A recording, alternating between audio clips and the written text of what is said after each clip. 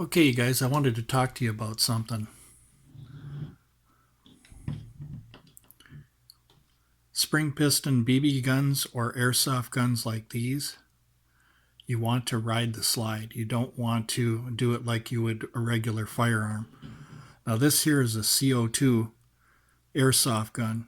This was designed so that the slide goes back and forth. So it was designed for that slide to bash backwards and forwards. It was built to be able to handle it because it's CO2 powered. So the spring in this one is much weaker. And the reason why it's weak is because the CO2 is what drives it back and forth. So going like this is fine for a CO2 airsoft gun like this. That's fine. But what you have to understand is when you have a BB gun or a airsoft gun that is just spring piston, where the slide doesn't go back and forth without you manually doing it, what's happening is when you pull it like this and you slingshot it and you let it go, where it just snaps forward really hard, or you overhand it and let it snap forward. I did it here purposely just to show you. What you're doing is you're not using the gun properly because it wasn't designed for you to let it ride home like that, because you're manually going back, picking up a BB and pushing it forward. It's not like a real gun where you have to strip the cartridge off the magazine and then have it grab the cartridge under tension and then run it up a feed ramp. It's nothing close to a real gun. So the real 1911, yeah, you could do something like that, but not spring guns like these.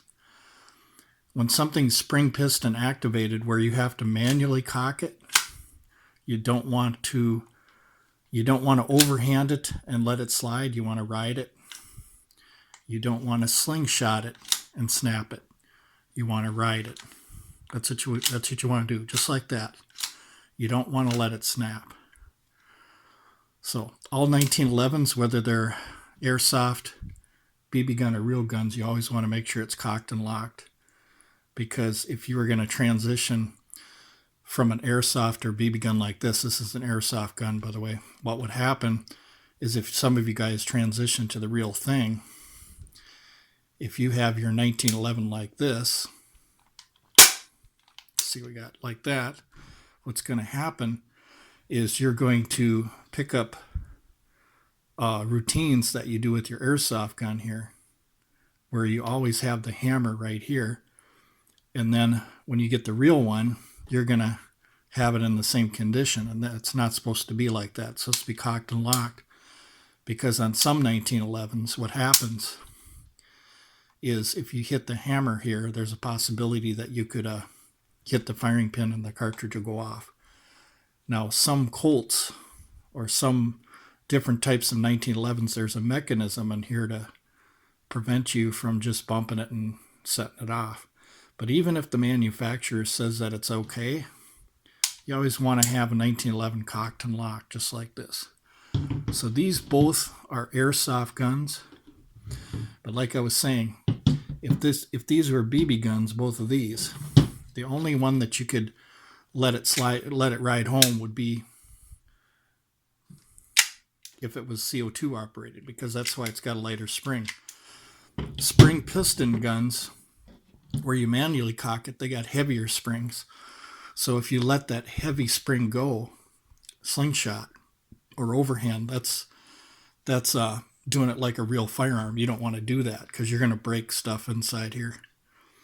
So whenever you do this one, you want to go like that, or you want to slingshot it, but you always want to ride it. You always want to ride it. Okay? So that's what you want to do. Okay.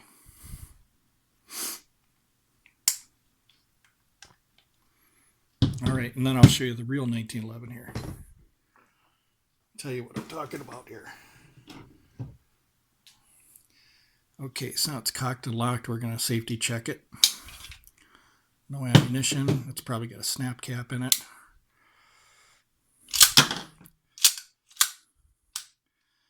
Okay, check the bore. Nothing in the chamber, nothing in the mag well. Okay, so now on a real gun, like for instance this 1911 and the snap cap here, what's happening is you got a lot of tension in this magazine where inside the slide has got to grab this, and it's got to have a lot of force and a lot of speed to hit this, grab it, and push it up the feed ramp. So on a 1911 like this, yeah, you have to let her go. Definitely. You have to let her go like that.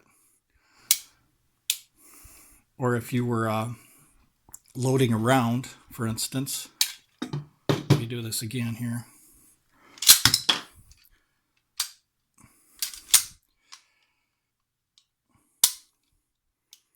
Okay, let's say if it was like this.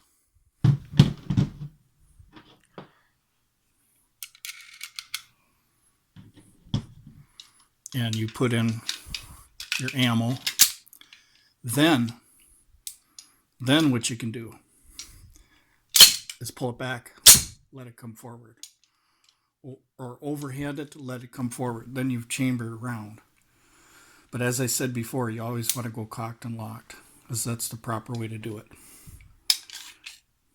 It's a proper condition to store this as. It's cocked and locked.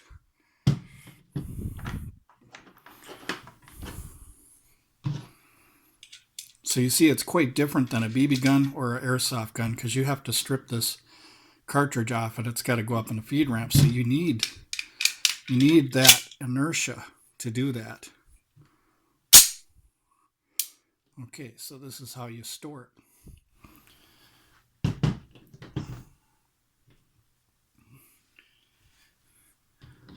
So once again, if it's blowback, CO2 powered, there's no problem letting it fly forward.